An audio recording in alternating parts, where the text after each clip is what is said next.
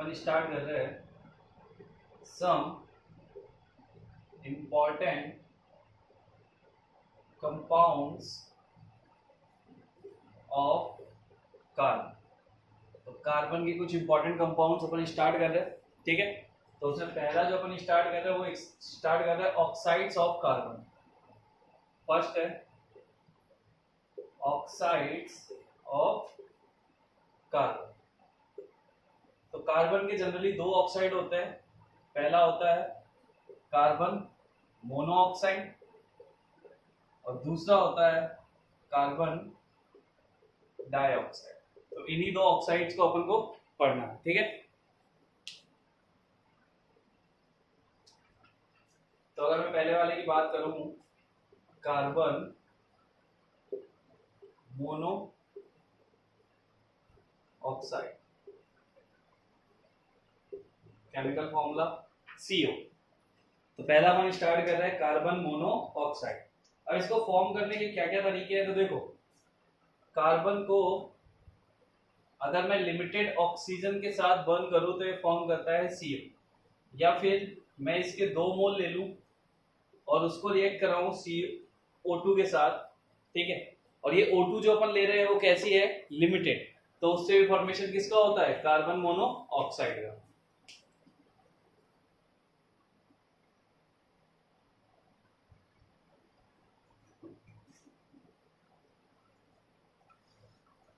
अब अगर बात की जाए कार्बन मोनोऑक्साइड के फॉर्मेशन की, तो एक प्रोसेस होती है extraction of moderate reactive metal with carbon. तो अगर हम सेकेंड प्रोसेस है, अगर हम ZnO को कार्बन के साथ हीट करें तो ये क्या करेगा, जिंक का एक्सट्रैक्शन करेगा और फॉर्म कर लेगा कार्बन मोनोऑक्साइड, ठीक है। सेम एज अगर मैं Fe2O3 लूं और इसकी रिएक्शन कार्बन के साथ कराऊं तो ये भी फॉर्म करता है, यानी एक्सट्रैक्ट कर देता है Fe को और उसके साथ आपको मिल जाती है कार्बन मोनोऑक्साइड, ठीक है। अगर मैं बात करूं लेबोरेटरी प्रोसेस की, तो देखो अपन लेते हैं फॉर्मिक एसिड, ठीक है, उसको H2SO4 की प्रेजेंस में अपन रिएक्ट करवाते हैं। तो होता क्या है, यहां से H2O, अब जो H2SO4 है वो डिहाइड्रेटिंग एजेंट है, H2O को रिमूव करेगा तो यहां से फॉर्म क्या हो जाएगा, CO, कार्बन मोनोऑक्साइड, और उसके साथ आपका H2O निकल जाएगा, ठीक है। और अगर इस रिएक्शन में टेम्परेचर की बात करूं तो इसमें जो टेम्परेचर हम कंसीडर करते हैं वो करते हैं 373 टू 473 केल्विन। उसके बाद सेम प्रोसेस अगर मैं ऑक्जेलिक एसिड लूं और उसको भी H2SO4 के साथ रिएक्ट कराऊं, ठीक है, तो क्या होगा, यहां से H2O रिमूव हो जाएगा और फॉर्म क्या हो जाएगा, CO plus CO2 plus H2O। अगर तुम यहां से H2O रिमूव करो तो ये क्या है, CO, और ये क्या है, CO2, और उसके साथ H2O तो तुम्हें एज इट इज मिल ही रहा है।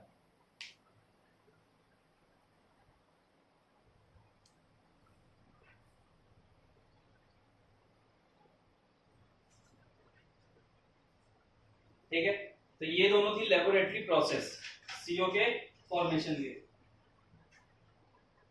नेक्स्ट है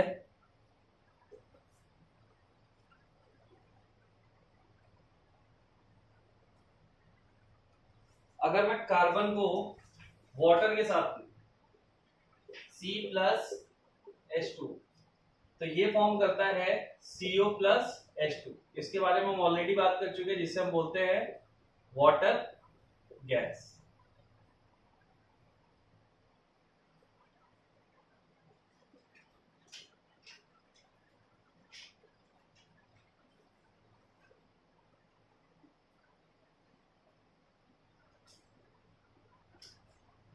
ठीक है, नेक्स्ट अगर मैं कार्बन को एयर के साथ लूं, एयर मतलब mixture of O2 and N2, ठीक है।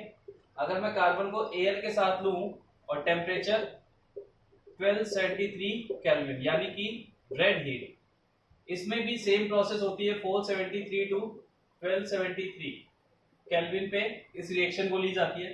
तो यहां से क्या फॉर्मेशन होगा, यहां से फॉर्म होगा CO, और CO के साथ आपको क्या मिलेगा, प्लस N2। कार्बन ऑक्सीजन के साथ रिएक्ट करके CO दे देगा और N2 एज इट इज निकल जाएगा। इसके मिक्सचर को हम बोलते हैं producer gas. CO plus N2 होता है प्रोड्यूसर गैस और CO प्लस H2 होता है वाटर गैस। ठीक है, तो ये थी लेबोरेटरी में CO के फॉर्मेशन की कुछ मेथड्स।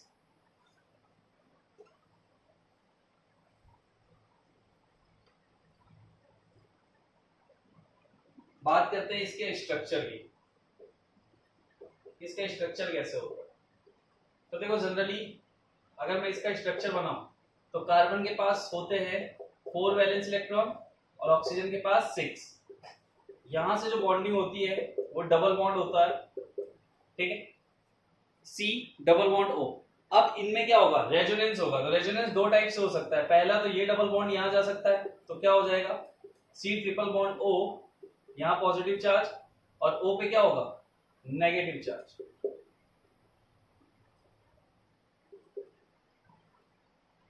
या फिर इस पे as it is negative charge, ठीक है। दूसरी प्रोसेस क्या हो सकती है कि अगर मैं इसको इधर लेके आ जाऊं तो एक स्ट्रक्चर उससे फॉर्म हो सकता है। तो वो स्ट्रक्चर कैसा होगा, C negative charge triple bond O positive charge, ठीक है।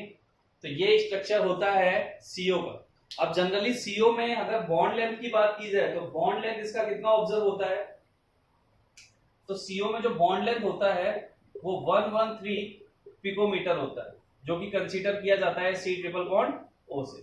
तो CO में रेजोनेंस के थ्रू इसके स्ट्रक्चर चेंज होते रहते हैं, ठीक है।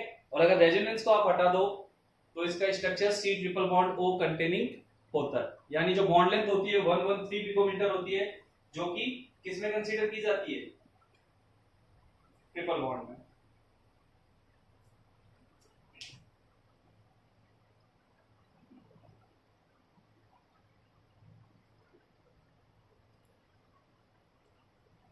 नेक्स्ट हम बात करते हैं इसकी प्रॉपर्टीज की। प्रॉपर्टीज क्या क्या है,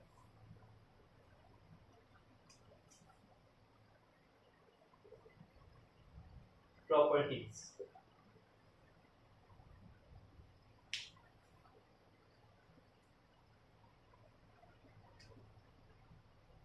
ठीक, तो पहली प्रॉपर्टी है इट इज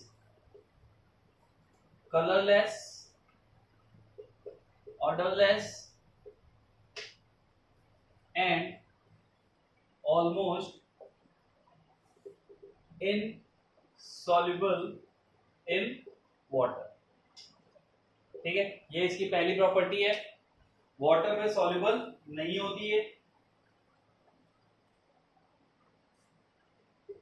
अगर हम बात करें इसके टॉक्सिक नेचर की,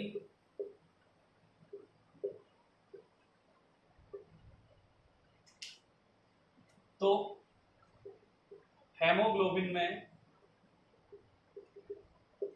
अगर तुम O2 मिक्स कर दो तो ये फॉर्म करती है ऑक्सी हेमोग्लोबिन, ठीक है।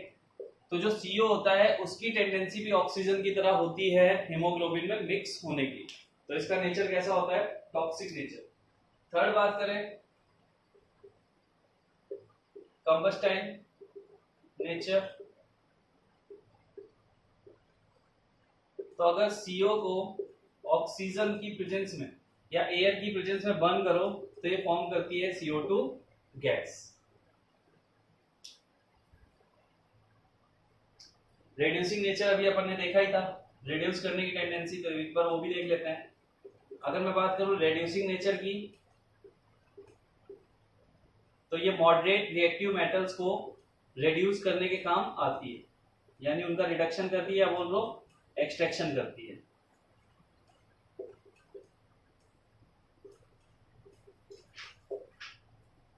नोट डाउन कीजिए। और एक आयरन वाली रिएक्शन में ऑलरेडी लिखा चुका हूं Fe2O3 प्लस CO।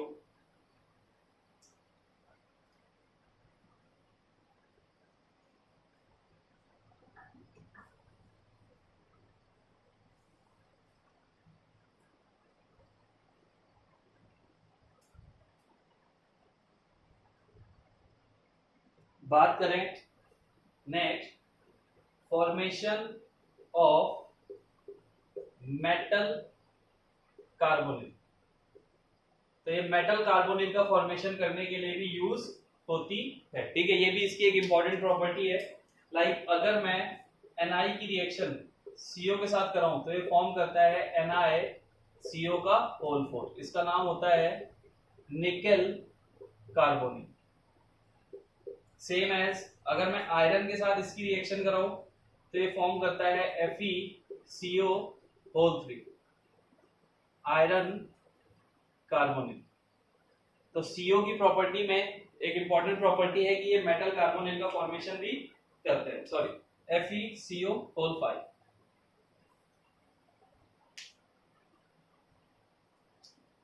ठीक है, नेक्स्ट हम देखें कि अगर हम CO की रिएक्शन क्लोरीन के साथ करें, रिएक्शन विद क्लोरीन, तो क्लोरीन के साथ रिएक्ट करने पे ये फॉर्म करती है फॉस्जीन गैस।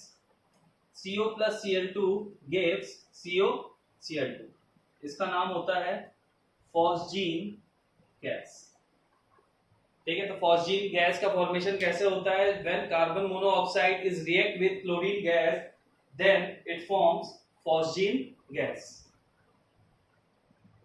तो ये थी कुछ इंपॉर्टेंट प्रॉपर्टी और laboratory method to form CO। अब हम चलते हैं नेक्स्ट ऑक्साइड की तरफ जो कि है CO2।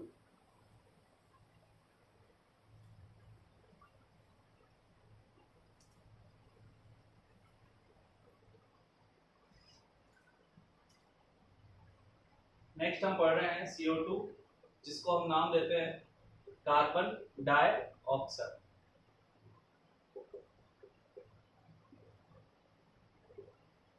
ठीक है, अब कार्बन डाइऑक्साइड का फॉर्मेशन अगर अपन को करना है तो सिंपल सी बात है। आप सब जानते हो कि हाइड्रोकार्बन को अगर आप उनका कंबशन कराओ तो आपको क्या मिल जाती है? CO2। अगर मैं कार्बन को एयर की प्रेजेंस में कंबशन कराता हूं तो मुझे मिलता है CO2, या फिर CH4 इसको मैं O2 के साथ लेता हूं तो मुझे मिलता है CO2, या फिर किसी भी हाइड्रोकार्बन को अगर तुम लोगे और उसका कंबशन करोगे तो तुम्हें CO2 गैस मिल जाएगी। ठीक है, तो ये नॉर्मल पहली प्रॉपर्टी है कि कार्बन या फिर हाइड्रोकार्बन्स, इनको अगर हम इनका कंबशन कराएं तो हमें क्या मिल जाएगी? CO2 gas. इसके अलावा अगर मैं CO का इसका भी कंबशन कराऊं तो भी मुझे CO2 गैस मिल जाएगी। तो CO2 का फॉर्मेशन कार्बन, हाइड्रोकार्बन और कार्बन मोनोऑक्साइड के कंबशन से होता है। ठीक है, चलते हैं लेबोरेटरी प्रोसेस की तरफ कि लेबोरेटरी में इसका फॉर्मेशन कैसे किया जाता है।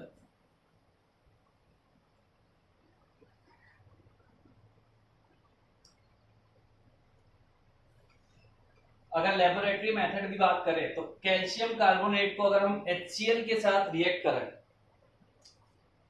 CaCl3 को अगर हम HCl के साथ रिएक्ट कराएं तो ये फॉर्म करता है salt plus CO2 plus H2। ठीक है, प्रॉपर्टी ऑफ एसिड।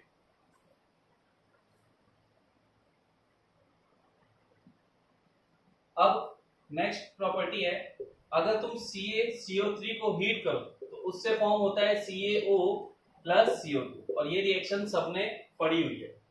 ठीक है, और अगर इसमें टेम्परेचर की बात करो, टेम्परेचर 1500 केल्विन के आसपास होता है। इससे भी फॉर्मेशन होता है CO2 का।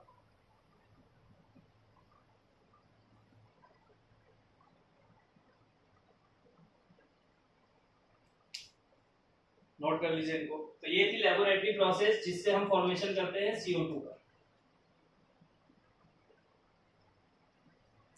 अब बात करते हैं स्ट्रक्चर की।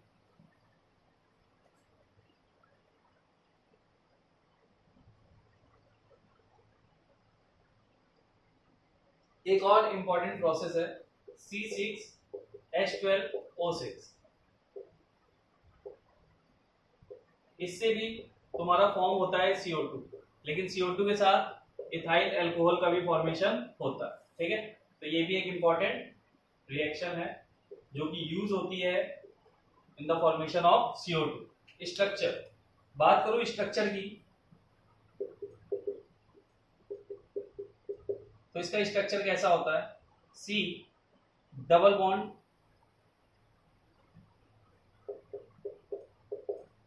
Double bond O, double bond A, C double bond O, double bond O। अब इसमें भी रेजोनेंस होगा, और रेजोनेंस से क्या होगा, रेजोनेंस से ये स्ट्रक्चर दो टाइप से कन्वर्ट हो सकता है, एक तो रेजोनेंस इधर से भी हो सकता है, एक रेजोनेंस इधर से भी हो सकता है। तो C पहले हम इधर से देख रहे हैं, तो क्या हो जाएगा, C triple bond sorry O triple bond C double bond O। यहां पे क्या हो जाएगा, निगेटिव, यहां पॉजिटिव। अब अगर तुम रेजोनेंस इधर से देखोगे तो यही स्ट्रक्चर किस में कन्वर्ट हो जाएगा, यानी यही स्ट्रक्चर रिवर्स हो जाएगा। तो क्या हो जाएगा, C triple bond O double bond O।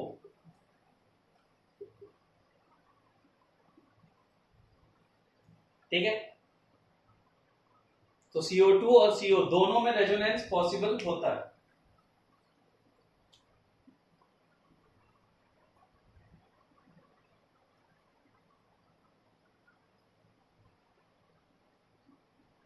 एक चीज और है, यहाँ पे थोड़ा सा अपन ने वो कर दिया, अगर रेजोनेंस हो रहा है तो रेजोनेंस देखो एक साइड से पहले देखो कैसे हो रहा है, यहां से लोन पेयर आएगा, ट्रिपल बॉन्ड, ट्रिपल बॉन्ड होते ही क्या होगा, ये बॉन्ड शिफ्ट होगा इसकी तरफ, तो यहाँ पे नेगेटिव चार्ज आ जाएगा, वैसा ही यहाँ पे भी होगा। ठीक है, रेजोनेंस में आपको पता है कि अगर कॉन्जुगेशन में कोई भी कंपाउंड है तो उसमें रेजोनेंस होगा ही होगा। तो यहां से लोन पेयर यहां आएगा ट्रिपल बॉन्ड, तो तुरंत ये बॉन्ड जम कर जाएगा इधर, और क्या फॉर्म हो जाएगा, नेगेटिव चार्ज। ठीक है,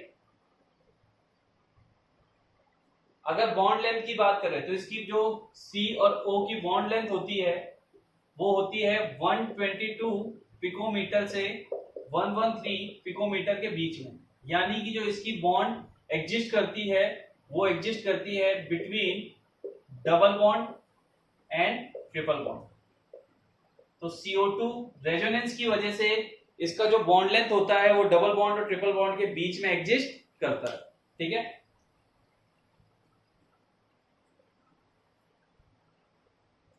चलते हैं इसकी प्रॉपर्टीज की तरफ, किसी प्रॉपर्टीज क्या करें।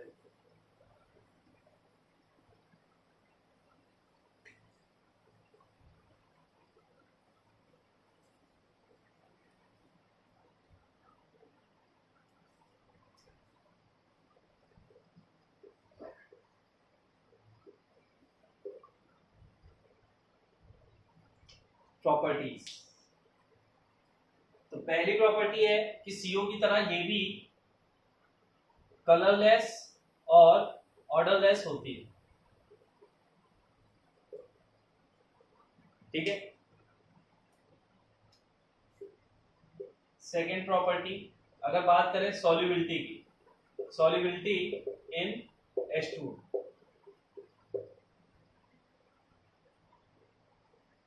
तो अगर सॉल्युबिलिटी इन H2O में देखो CO2 की, तो ये क्या होता है, लेस सॉल्युबल होता है, यानी सॉल्युबिलिटी इन H2O इसकी बहुत कम होती है।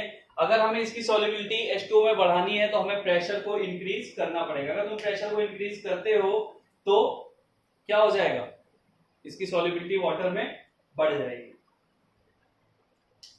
अगर बात की जाए इसके नेचर की, तो इसका नेचर होता है नॉन कंबस्टाइल, यानी जनरली ये कंबशन को फेवर नहीं करती, बट कुछ रिएक्टिव मेटल्स है लाइक मैग्नीशियम, पोटेशियम, ठीक है, सोडियम, इन सब के साथ ये रिएक्ट करता है, इन सब के साथ ये कंबशन रिएक्शन देता है, Mg+CO2। अगर मैं इसकी बात करूं तो यहां से क्या फॉर्म होगा, इसका कंबशन होगा और ये क्या दे देगा, MgO+C।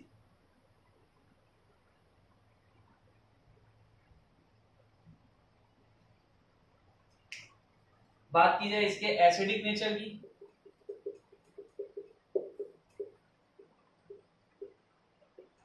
तो अगर मैं CO2 को वाटर में डिसॉल्व करूं इन हाई प्रेशर तो ये क्या फॉर्म करेगी, ये फॉर्म करेगी H2CO3, यानी कि कार्बोनिक एसिड। अब जो कार्बोनिक एसिड होता है इसमें दो टाइप के आयंस होते हैं, इसमें दो टाइप के आयंस होते हैं। कौन कौन से होते हैं हम इसे ब्रेक करके देख लेते हैं।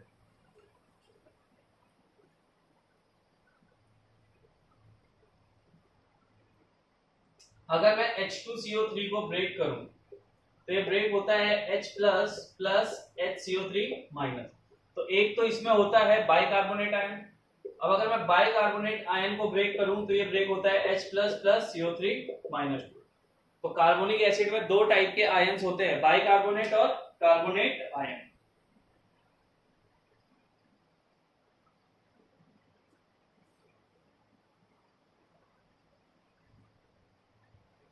एक और इंपॉर्टेंट रिएक्शन है, अगर CO2 को तुम लाइम वाटर के साथ देखो, ठीक है, तो इस केस में क्या होगा, ये रिएक्शन भी सबने पढ़ी हुई है कि अगर हम इसको लाइम वाटर के साथ लेंगे तो क्या होगा, तो फॉर्म होगा CaCO3 plus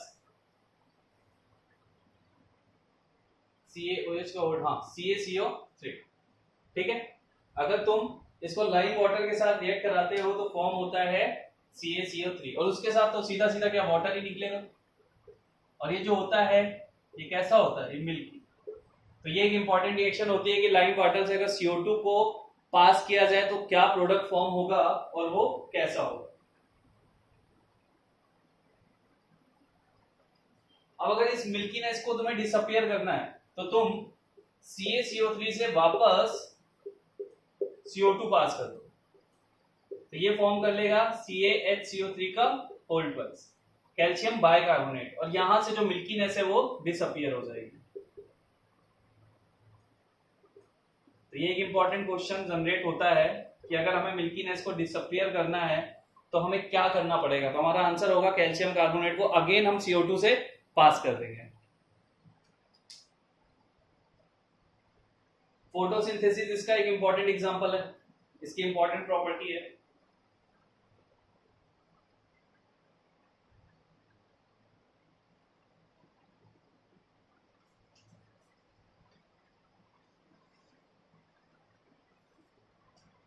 action with ammonia, अगर इसको अमोनिया के साथ रिएक्ट कराया जाए तो क्या फॉर्म होगा। तो देखो NH3 को अगर तुम, यानी कि CO2 की रिएक्शन अगर NH3 के साथ कराओगे तो क्या मिलता है, NH2 COO NH4। इसका नाम क्या होता है, इसका नाम होता है अमोनियम कार्बामेट। और अगेन अगर इसको हीट दोगे तो यहां से फॉर्म हो जाता है यूरिया NH2CO NH2। तो अगर हमें यूरिया का फॉर्मेशन करना है तो हमें CO2 को NH3 से रिएक्ट करवाना पड़ेगा, ठीक है।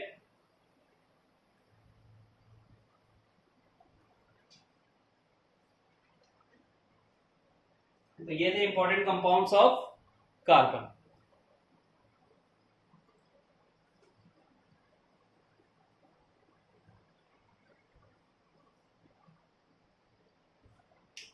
अब हम बात करने जा रहे हैं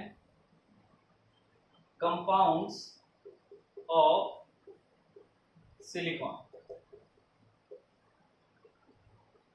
और जो पहला कंपाउंड है वो है SiO2, ठीक है, यानी कि सिलिकॉन डाइऑक्साइड, और इसी को हम नाम देते हैं सिलिका।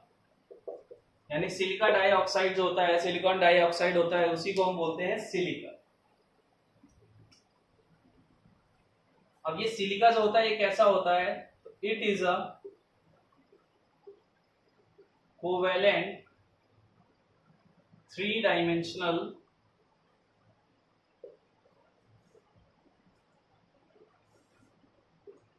स्ट्रक्चर या फिर कंपाउंड। ये कैसा कंपाउंड होता है, कोवेलेंट 3-डायमेंशनल कंपाउंड, ठीक है। अब जो इसमें बॉन्डिंग होती है वो कैसी होती है, तो वो होती है कोवेलेंट नेटवर्क। यानी इसमें जो बॉन्डिंग होती है वो किस टाइप की होती है, कोवेलेंट नेटवर्क टाइप की। तो उसका अपन स्ट्रक्चर बना लेते हैं कि कैसा स्ट्रक्चर होता है।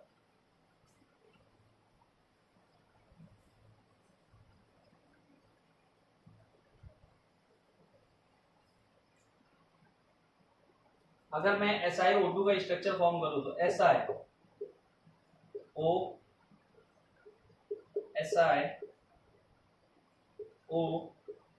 SiO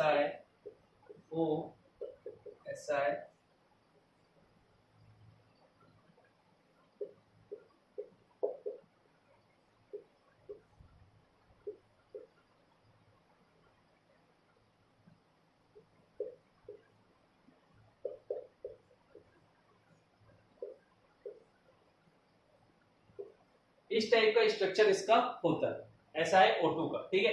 तो ये एक नेटवर्क कोवेलेंट बॉन्डिंग होती है, नेटवर्क सॉलिड होता है। और इसमें अगर पहली बात तो सिलिकॉन के कितने भी स्ट्रक्चर हो, कोई भी स्ट्रक्चर हो, उन सब का हाइब्रिडाइजेशन sp3 ही होता है, ठीक है। तो अगर यहां से हाइब्रिडाइजेशन की बात करूं तो हाइब्रिडाइजेशन कैसा होने वाला है sp3।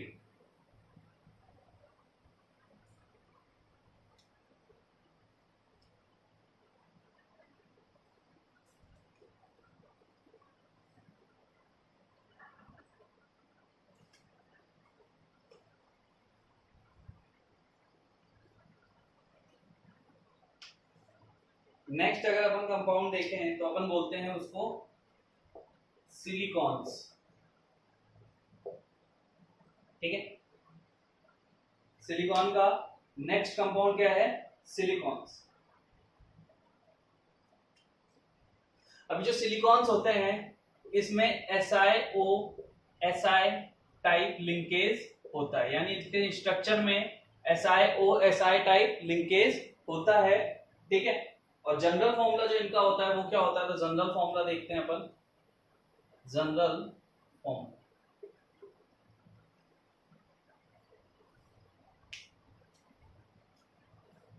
R2SiON, इसका जनरल फॉर्मूला क्या होता है R2SiO, ठीक है N। यानी ऐसे ही लिंकेज काफी सारे होते हैं इसके स्ट्रक्चर में, या फिर इसको हम रिप्रेजेंट कैसे करते हैं, इसको हम इस टाइप से बोल देते हैं R2SiO, इस टाइप का लिंकेज होता है। यानी ऐसे ही सारे कंपाउंड कनेक्ट होते हुए चले जाते हैं।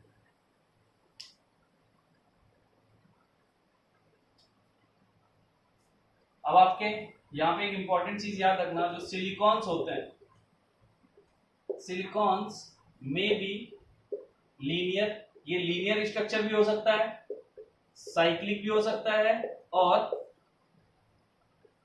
क्रॉस लिंकेज टाइप स्ट्रक्चर भी हो सकता है। तो इसके स्ट्रक्चर में एक एक करके बना दूंगा अभी वीडियो पॉज करके, बट अभी जो चीज अपन देखने जा रहे हैं उसे देखो कि कैसे ये लिंकेज फॉर्म करता है, यानी ये क्या होता है और कैसे फॉर्म होता है।